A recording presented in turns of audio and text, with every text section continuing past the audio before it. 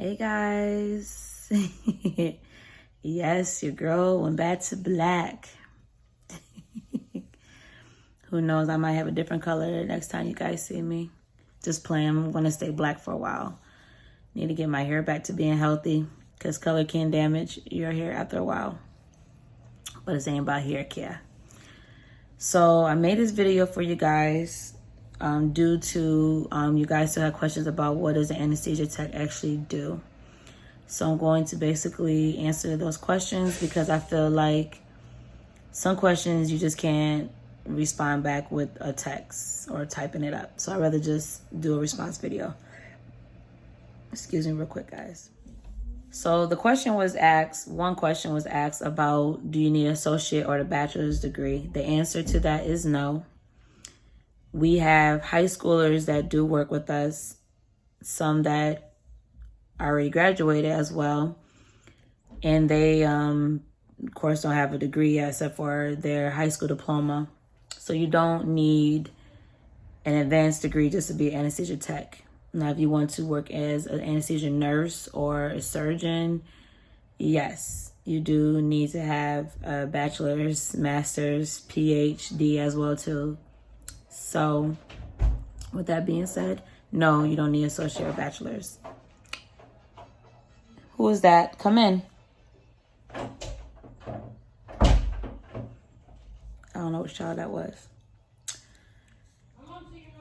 The next question that was asked was, do we stay in the room during the procedure or do we just stock the rooms?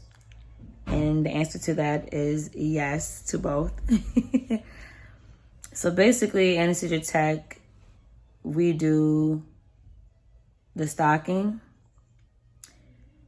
as in the rooms, not like the stock room, but we do restock the rooms. We do set up the rooms as well. So depending on what core you have, because we go by cores, certain things have to be done within those cores. We have a cardiac core, and then we have Etopics.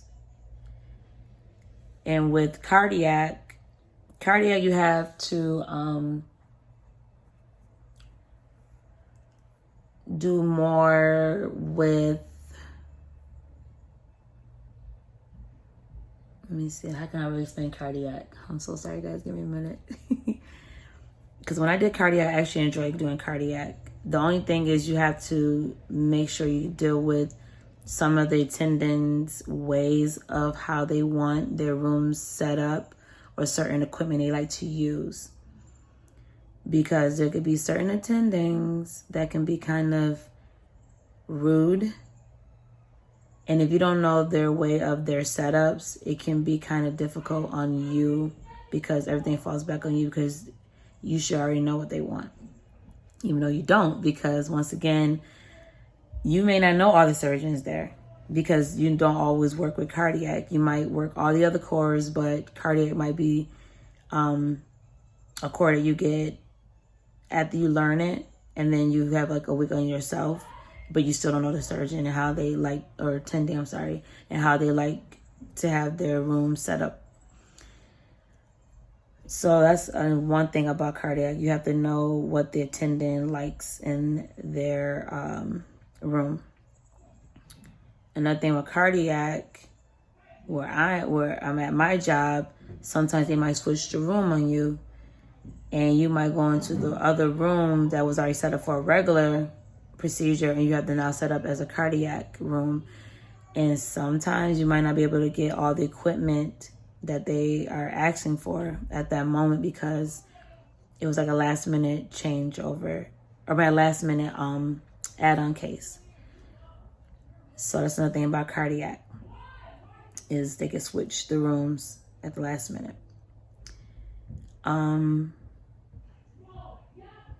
But at my job, we have 2 cardiac rooms that's always running. So you have 4 rooms altogether when it comes to cardiac. So 2 out of the 4 will be cardiac rooms, or sometimes it can turn to a neuro room. But neuro's not really bad. It's like almost the same size as cardiac, but not like as bad as cardiac. Now, there's liver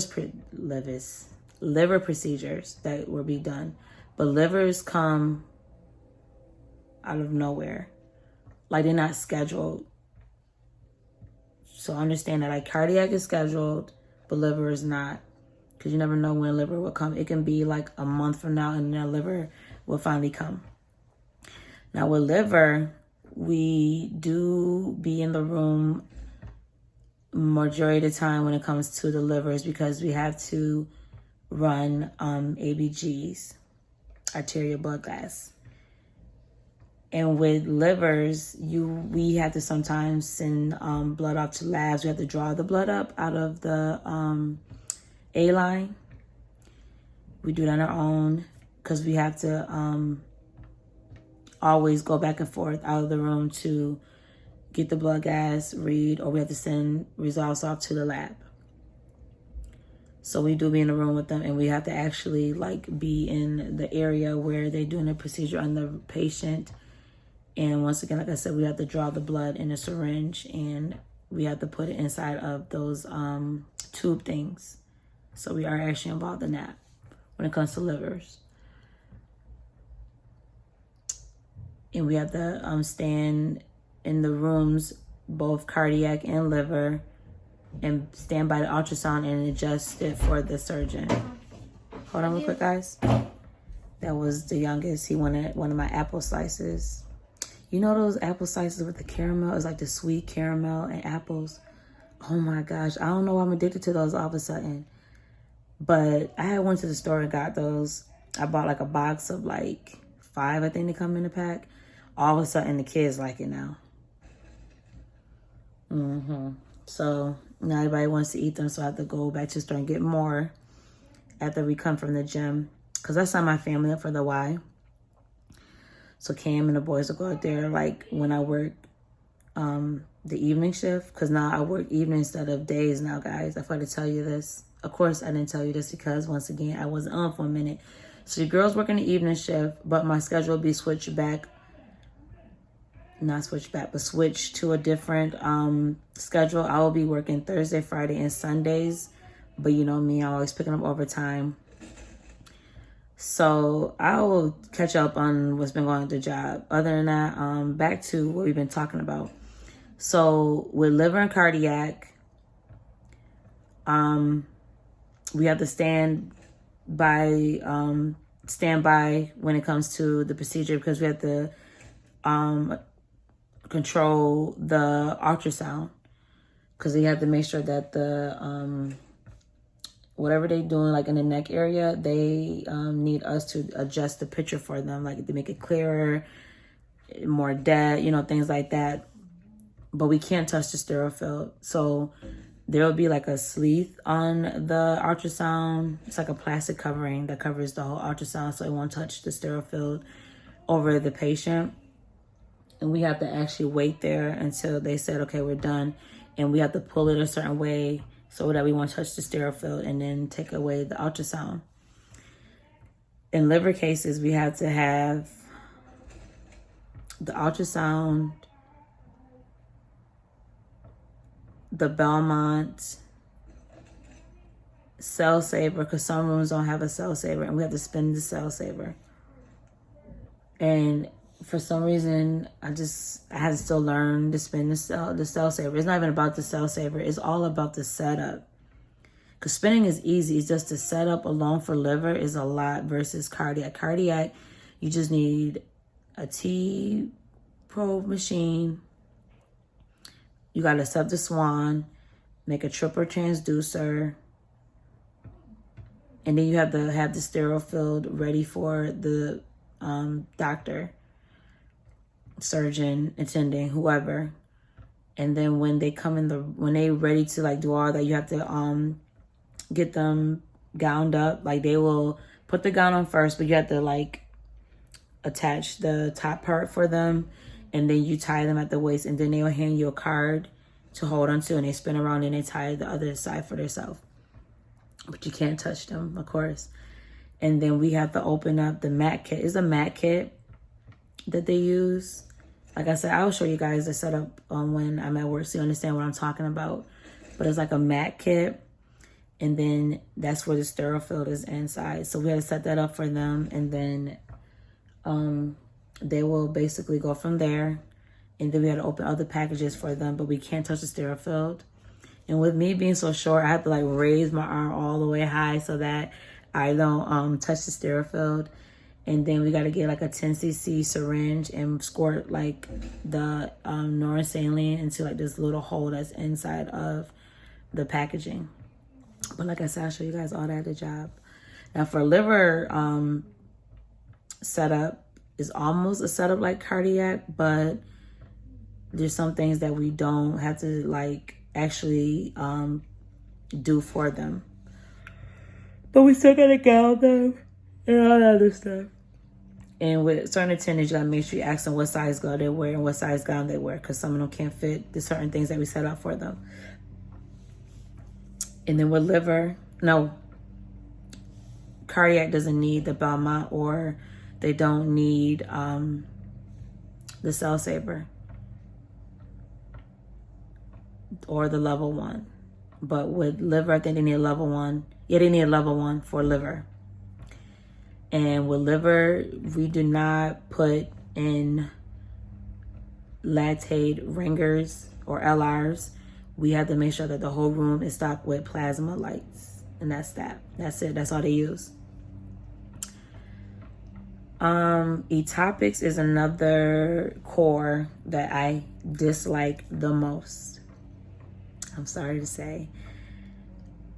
Etopics might be like a separate video of its own because it's so much when it comes to Etopics. I'm not even gonna lie to you guys. So Etopic deals with MRI, cath lab, and I think it was EP.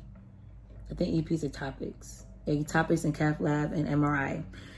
And it's a lot. It's a lot.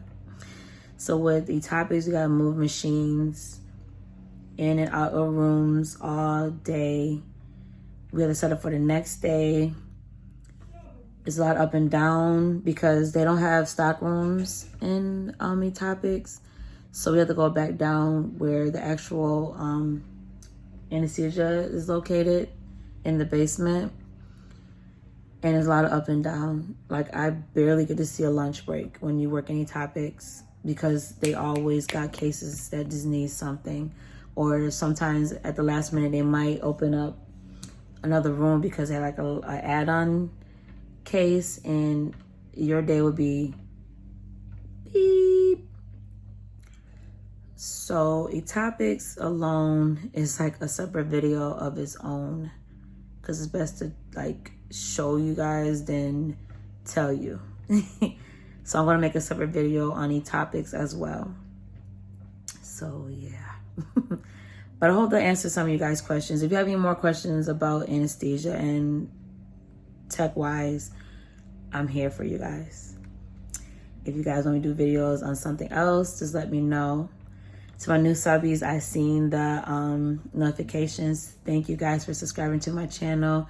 Appreciate the love. To my old, my new, my in-betweens, thank you guys. And I hope that I can bring some more action for you guys. But yeah, so I will have upcoming videos for you guys about cardiac, liver. Once again, I can't really give you liver because livers, they come and they go. Like, we really don't know when liver comes. And like I say, Etopics will be a video of its own because it's so much into Etopics, and it's not just one core. You go into like other places in the building. And where I work at, the hospital is not small. So I hope you guys are ready for that video. Because if I have to do Etopics tomorrow, because I'm off today, I'm just going to go work out today with my family. Because after last night in Etopics, it was not a happy ending last night with Etopics. So if I have Etopics tomorrow, I will basically show you guys what exactly I do any topics, and then I'll probably put that video out probably Saturday, Sunday, who knows, because I work a double Saturday and Sunday this weekend, so you know how it goes. But thank you guys for the continuous support. To my newbies, like I said, to my OBs, love you guys, and I will see you in the next video. Peace.